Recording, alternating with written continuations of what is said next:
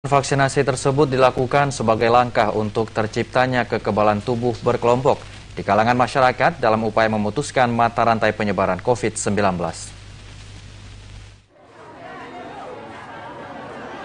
Kegiatan vaksinasi COVID-19 oleh pemerintah Aceh Jaya terus ditingkatkan.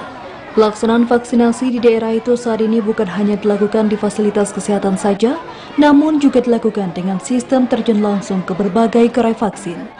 Vaksinasi itu dilakukan untuk mempercepat program vaksinasi nasional untuk membentuk kekebalan tubuh secara berkelompok di kalangan masyarakat.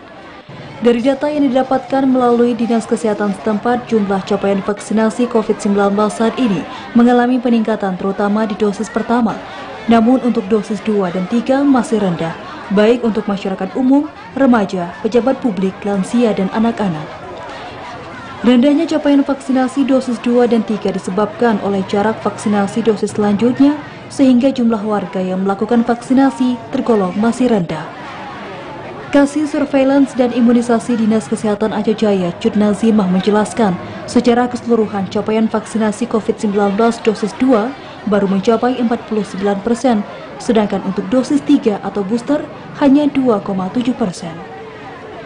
Menurutnya, berdasarkan persentase jumlah capaian di dosis 2, lansia sebanyak 38%, publik 45%, masyarakat 51%, remaja 42%, sementara anak baru mencapai 3%. Namun untuk jumlah capaian dosis 2 masih rendah dibandingkan dengan dosis pertama. Keseluruhan kita masih 2,87%, di mana lansia itu sendiri capaian booster masih 1%, publik 4%, kemudian masyarakat masih 1%, remaja masih 0,16%. Untuk bisa mencapai target, pihaknya terus melakukan kerjasama dengan semua pihak, terutama TNI Polri dan pihak desa, untuk mengajak masyarakat agar bisa melakukan vaksinasi.